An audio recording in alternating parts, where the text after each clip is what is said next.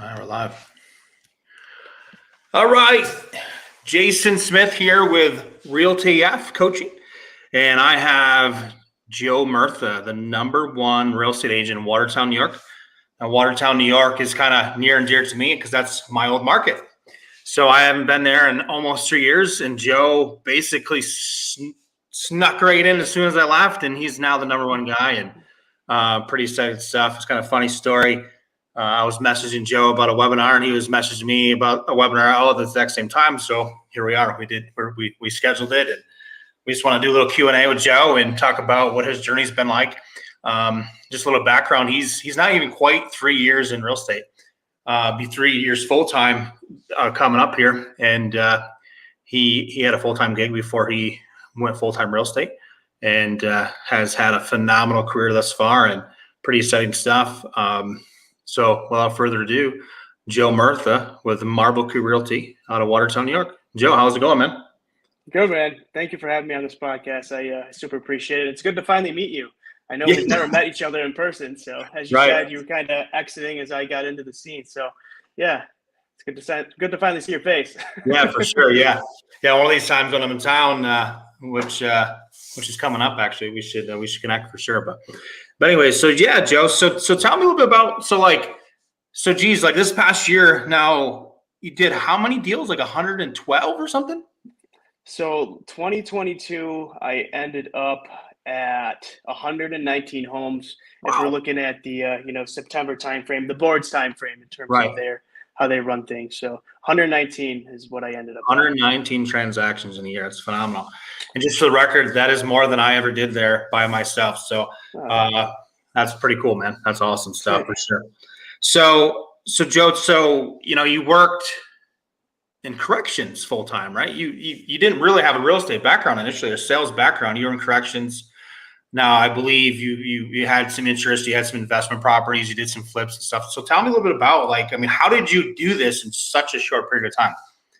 So I've been in the flipping game for roughly 5 to 6 years, but nothing substantial. It was more of a hobby. So the most homes I ever flipped was last year. We did about 10 last year, but that was just an absurd year for us. Just typically I was flipping anywhere between 2 to 5 homes really, and five would have been high.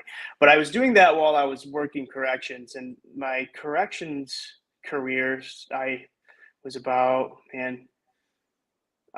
in that career for almost 4 years, and I just dreaded that job, man. It's just one of those life-sucking careers, and I give a lot of credit to people who can put in 25 years career as a law enforcement, regardless of what aspect you're looking into, because it's tough.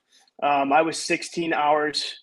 did 16-hour shifts in multiple state prisons, and I just knew that I had to do something to escape that because it was draining my energy. And that was really like when you ask an agent what their why is, mine was to get out of prison. Fair enough. Yeah. So I had a very strong why. So I started my career. I interviewed multiple different brokerages, and Mike was just starting Marble Key, and me and him clicked really well. So I jumped on the Marble Key train when it was just me, him, and his mom, and the three of us just killed it. So I got in right as COVID hit. So I didn't really explore the real estate sales until right when things started to pick up, and that's when I knew, okay, things are looking good now. I want to get my feet wet in this. So I was still working 16-hour shifts, and I would come home and I would just work real estate. And so the way my schedule worked, I'd work 2 16-hour shifts, so where I would be missing in action, and then in between my shifts, anytime I was home, I was working real estate. And I joined about June or July. In my first 6 months, I did about, I think, just under 40 deals within that 6-month time frame. And that's when I started to see kind of one, I loved it. So I really enjoyed doing this. And two, that's when I finally realized there was another path. And then I decided, once I proved to myself that I could consistently do this for a good 6 months, I go by the sink or swim mentality. So I ended up giving up a very secure job. A lot of my friends and family members thought I was absolutely crazy. But I knew, this was my opportunity. And I left corrections, I think, almost right at the start of the beginning of the year. And that's when things just exploded. I went all in, man. And my first year as a full-time realtor, I ended up at 119 transactions. So that was actually your first full-time year. My first full-time year. That's impressive. Yeah. Really impressive. Wow. Phenomenal. So, so a little backstory about, so Joe works for Marble Creek Realty. Mike Lablin's the broker there. Mike used to be one of my agents, actually. And he was our number one guy in our office at that time. And Mike always had big, audacious goals. And, probably how you met him was from flipping, probably like investment side of it. He built that side of things out first while doing sales. And in a lot of ways, I think he did it the right way, the smart way. And, I think it attracts people like yourself that are good, have great minds, and it just works. You guys seem to have a great group of people, and are really quite impressed with what you guys have done in a short period of time. So it's really exciting. Then, of course, as you mentioned, Mike's mom, Julie, who I call Mama still, everyone calls her Mama. Yep. She holds down the fort. Yep. So, no, really exciting stuff. So tell me a little bit about that journey. So, I mean, like, how does one do 119 deals in their first full-time year? So now I know the market, obviously, certainly not to discredit any of the success you had, but obviously phenomenal market that we were in the last 24 months certainly helps for sure. But still, like, you got to be doing some different things. And, what do you test? For sure. So I'll tell you this, I couldn't have leveraged myself the way I did without my full-time assistant, who I trust with my life. My full-time assistant is my mother. So she ended up coming on board and made sure to compensate her well. And the two of us just worked really, really fluently to be able to, leverage my time to make sure that I'm spending my time properly with, money making activities as an agent. So she really helps me stay organized on the back end. So once a client goes under contract, I have a system with her to where from start to finish, there's constant communication. So I think where a lot of agents end up failing is they can't figure out how to leverage their time. And I think it really boils down to they're either too afraid to spend the money, or they don't believe that there's enough volume or transactions to support other staff underneath them. And I would definitely challenge that mindset for sure. But the organization on the back end to make sure that we're still servicing our clients at a higher end level was critical to doing that many transactions. Because when I was still working corrections, I didn't have anybody other than myself, and then obviously Julie and Mike when I first started, who helped me tremendously. But to pick it up to do that many, you're going to need help. And if you don't have help and you try to do that many transactions, your serviceability to your clients is going to decline pretty rapidly, which is going to hurt your business in the long run. So I would say the biggest thing that helped me scale that quickly was, one, you need to have help on the back end, and two, you have to know how to generate leads. So I guess there's the 50-50 give relationship, right? So 50% of your time, or if not more, if you're not generating leads, should be, or not part of a team, should be spent on lead generating activities. And then once you have a sufficient amount of leads coming in to where you have to leverage your time, then you need to hire someone underneath you so you can start scaling your business. Definitely. Yeah, we both can agree that leads are like cash flow in real estate, right? Without leads, for sure, business. Being on this side of the fence, talking to a lot of single agents and even teams, the biggest thing I think a lot of people miss is simply just a lack of leads. In order to, obviously once you know your conversions, you know how many leads that you need to get to be able to convert to do excellent business. And then, like you say, then obviously you got to leverage your time and figure out how to make sure you're making the most amount of time on, prospecting and continue to generate more leads, obviously organically, And then obviously the biggest piece of that is once you get busy, because I faced that when I was growing at a fast rate where you start becoming a disservice. You simply just cannot give everybody the same customer service that they all deserve.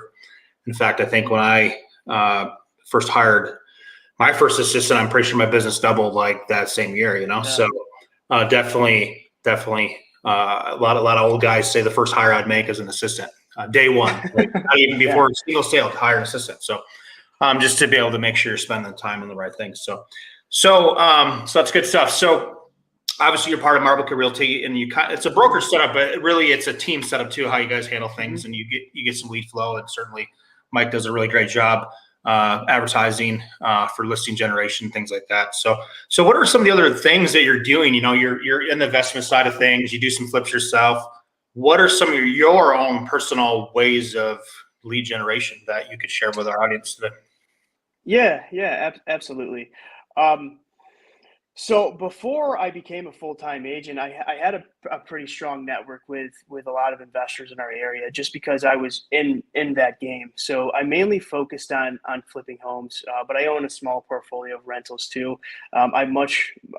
Some people call me crazy, but I much rather focus on flips versus rentals, just because I'm not dealing with the tenant aspect of things. Eventually, maybe my mindset will change and I'll start to grow in that direction.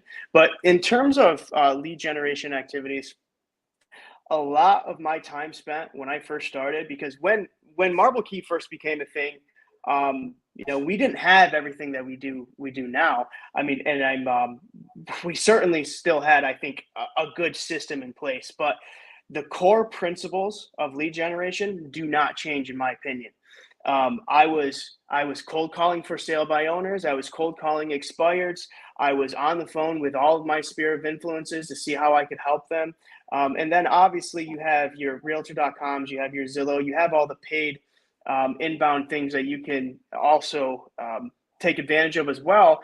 But I would say, focus on your lead conversion rates before you start paying for services, because if your conversion rates are, let's just say, I think the average is like 2.4, 2.5% if we're looking at this as a whole.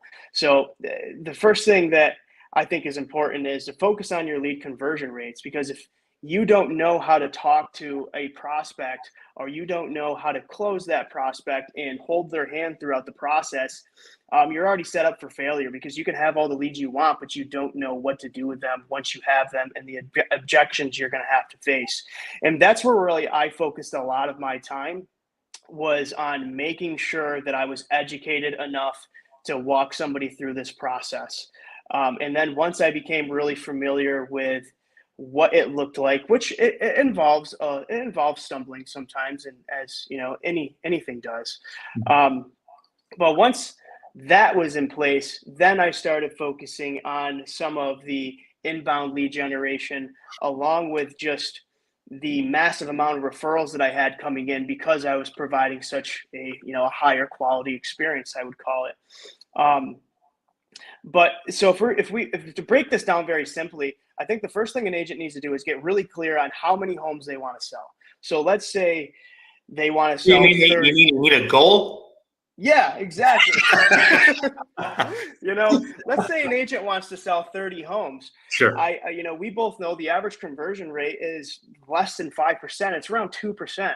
Right. So now you have to figure out, how many leads you need to generate to close those 30 homes. So if you have a 2.4% conversion ratio, and you want to close 30 homes, you're going to need about 1,200 leads, which is a lot. But if you focus on your conversion rates and your educating process, now that same 30 homes you want to sell, those leads drop to 200 at that point, if you increase it to, let's say 15%.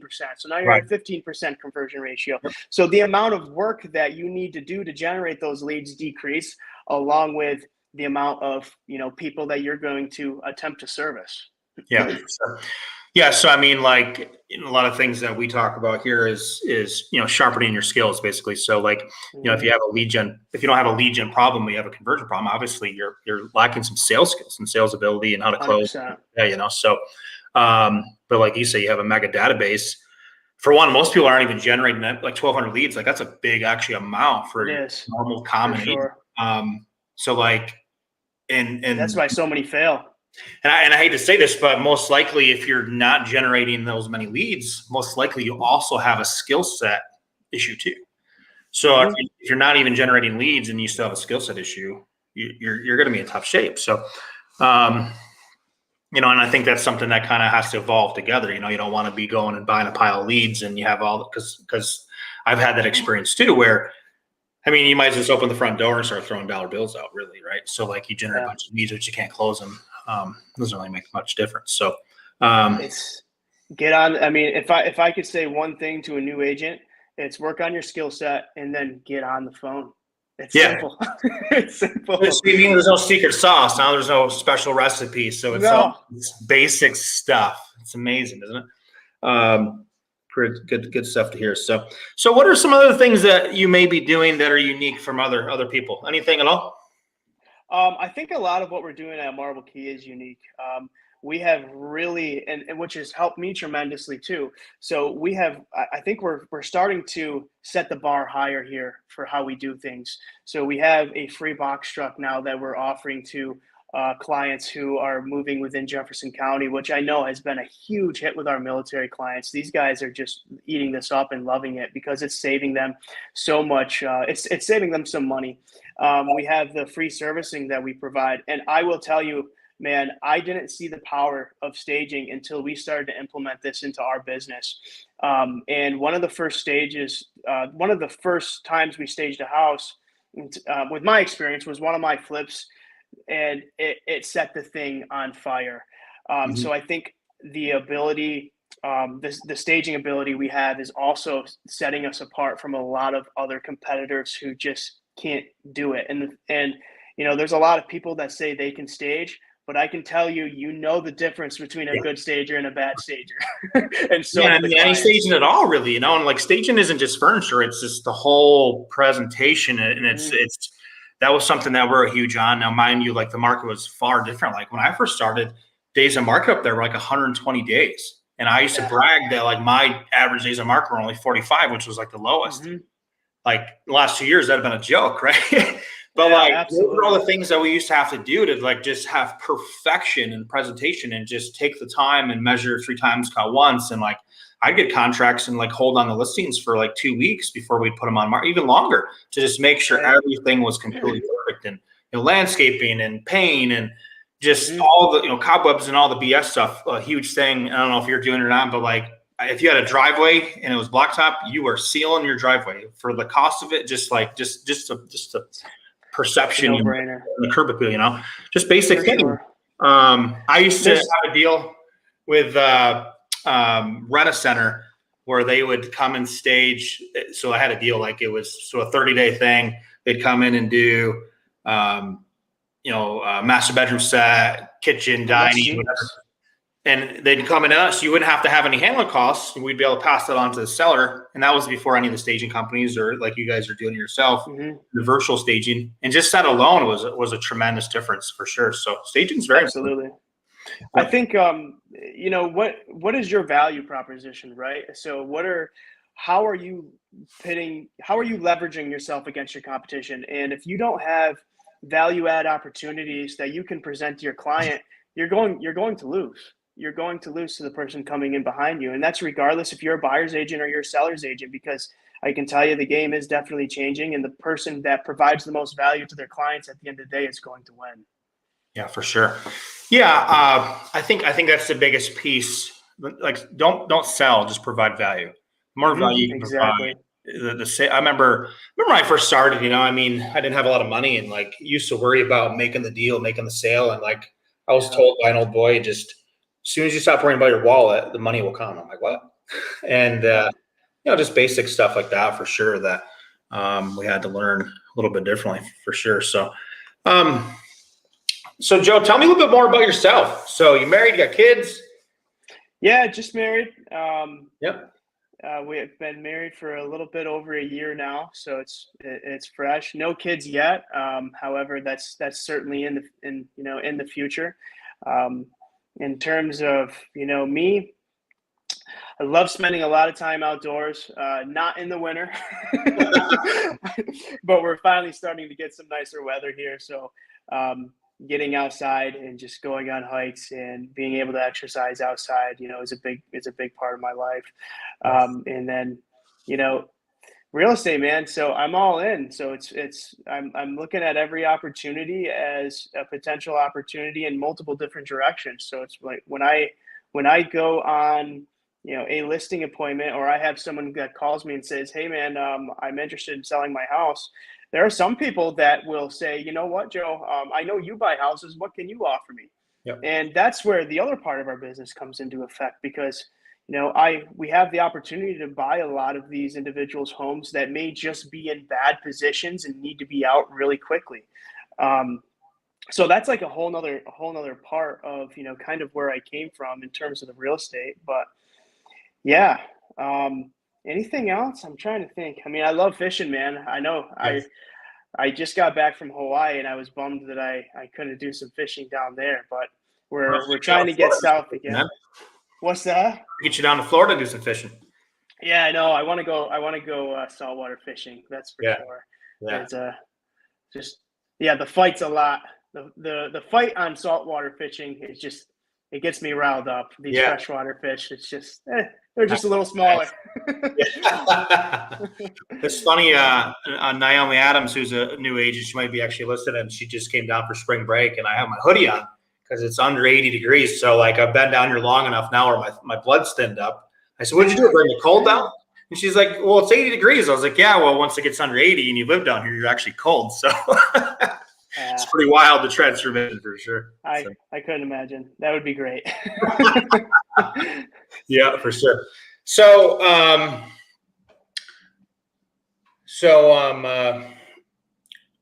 what are some of the, it's funny. I want to back up a step. You mentioned how kids are on the horizon. So I want to just say for the audience, like one of the things, like when you're building out a team or you're trying to create leverage, like a lot of people think that your team consists of like your direct, like whether it's other agents or maybe an assistant or a showing partner or an ISA or whatever. Like one of the big things for us was a nanny.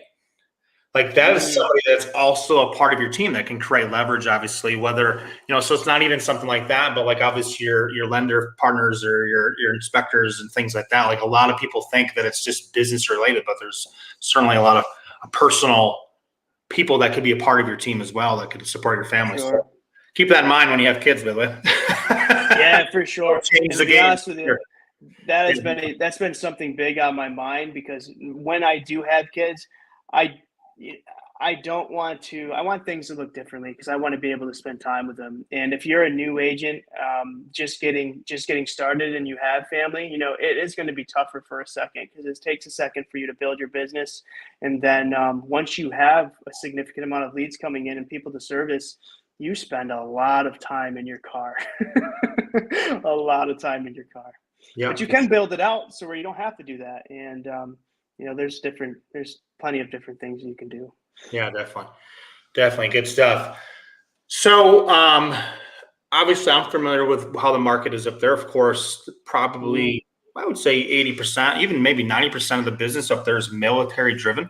It's probably the biggest driver to the market up there. Tell me a little bit more about that. So I mean, how's your experience been working with veterans?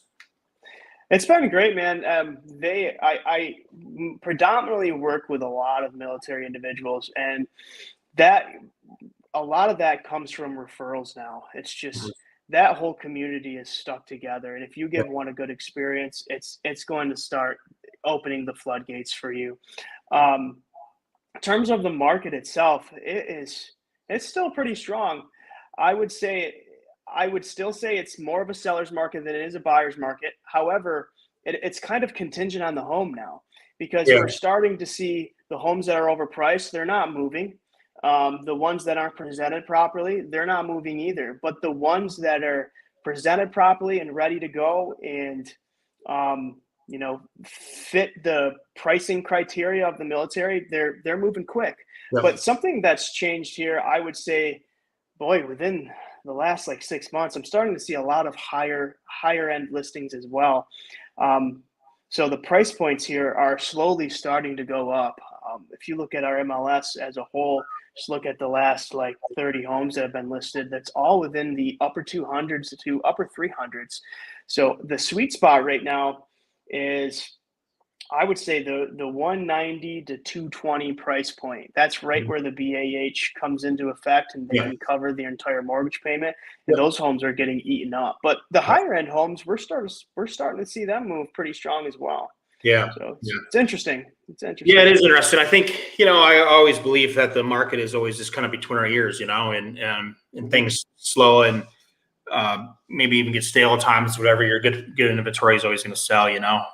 That's one thing that I've always seen up there, that the good stuff always just would sell anyways. But I think that, like you said, that 190, 200 has always been kind of the sweet spot. It used to be a little lower than that, but I noticed a lot of some of the island properties up there have been listed for sale and sold recently too. Some of the really high end stuff seems like it's moving, where some They of are. that sat around quite a bit. So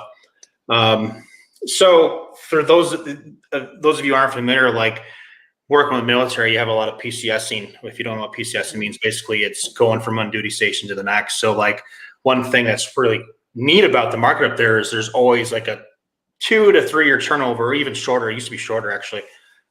So you could list a house and work with a buyer and know that you're probably going to list a house in 3 years. So, follow up and just keeping great customer service and contact with your clients has always been a really good thing. So being the fact that you've only been at really full time for a year, you're going to see a lot more and more of that, obviously, as you evolve into your career. So definitely good stuff. So for those of you that don't know the area up there, Watertown, New York, so it's like 20 minutes from the Canadian border. So like, you have Kingston, Ontario, Montreal's like 3 hours away. Lake Placid's like 3 hours south of that. It's a really neat geographical area. You got the Thousand Islands region, you got Lake Ontario, so a lot of tourism, stuff like that. But so a lot of touristy destinations, but as far as the market as a whole, the military base really is a driving force. It's a great destination for for short-term rental stuff, Joe. Like that's been huge up there. That's kind of like everything's a little bit like late to the party up there. Like Florida, like we see things and then you guys will see things. Like it seems like it's a little delayed, but like tell me about like the opportunity up there from an investor perspective as far as short-term rentals up in that market. Yeah, so I think the word has gotten out on the street, and we're starting to see more and more people go, come in from out of state and starting to eat these up. And I know, Mike, who I would consider my mentor, he eats those short-term rentals up too. He has quite a large portfolio of short-term rentals that he has. But yeah, I mean, you have Lake Ontario, you have places like Sackett's Harbor, Clayton, New York, Alex Bay, and then a lot of our little inlets that have very nice lakes as well.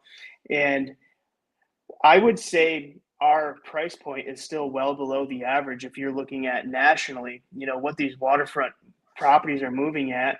I just saw one and another agent had listed. They had it listed at 200,000 for. I mean, it's only 700 square feet, but it was a beautiful home, and that thing had multiple offers on it. Yep.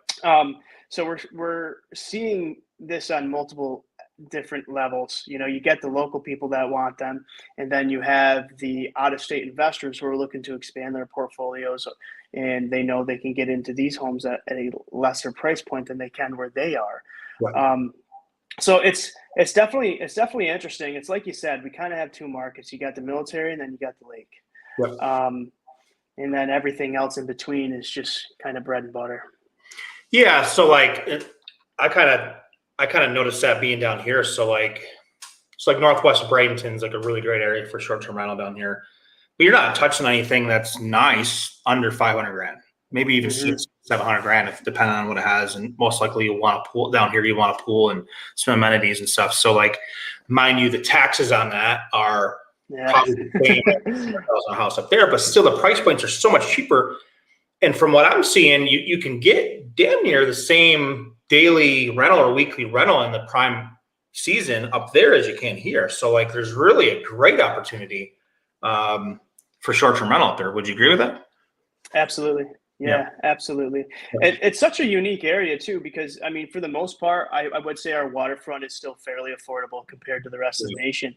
But you can go to Wellesley Island, man, and if you're an agent, this provides you an excellent opportunity. You can snag some of them seven-figure listings. I mean, there's, those houses are no joke. We see multiple islands and different waterfront homes in that little kind of just in that little ratio, that niche there, sell for, multiple millions of dollars. Yep.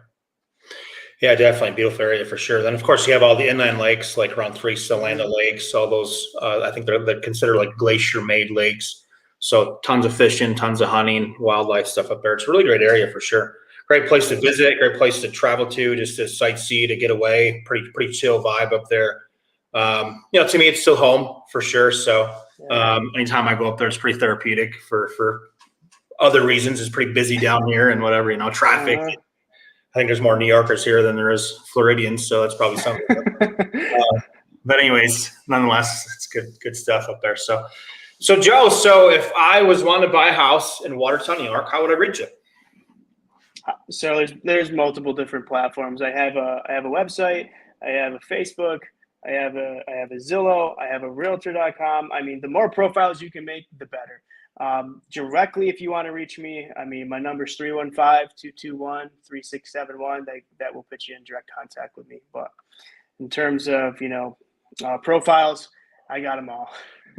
What's your phone number? I'm going to put it in the comments here, so somebody needs to reach you up that way. For sure. And if it's an agent that's just looking for some, additional advice or whatever the case may be, love to chat with you too. But so it's 315-221-3671. Beautiful. Your mom commented that. Did she? Yeah, Joe's assistant, mom here. He was a wrestler in high school and learned drive and dedication from that. Great podcast. Thanks, Mom. Yeah, she's right. Yeah, you're number one fan. That's cool stuff for sure.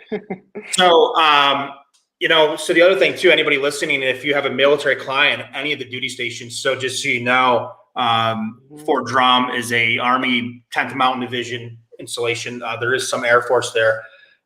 So if you're in a market, if you're a realtor listening in on this and you have any agents that might be PCSing to the Fort Drum, New York area, definitely hit up Joe. He's a great resource, going to give you great value. Oop, Joe disappeared. Oh, where did Joe go? Oh, there he goes. Yeah, no problem. He's back. So anyways, as I was saying, so if you have any referrals for Joe, he's going to be a great value for you, and definitely take good care of your client for sure. So Joe, I appreciate you taking the time today and giving some value and telling a little bit about your story. 119 deals. I may be a little envious of that, to be honest with you. I never hit those numbers up. That's pretty exciting for sure. Definitely proud of what you guys have done. Mike may or may not have sent me a text when he got the number one up there, so that was cool. It was really kind of a proud dad moment almost to see some of what we've done up there to carry on to what you guys are doing now too. So definitely cool to see that stuff, and always great to see everything that you guys are doing. So again, I appreciate you coming on here today, Joe, and pouring some value into us, and hopefully we have you on another time.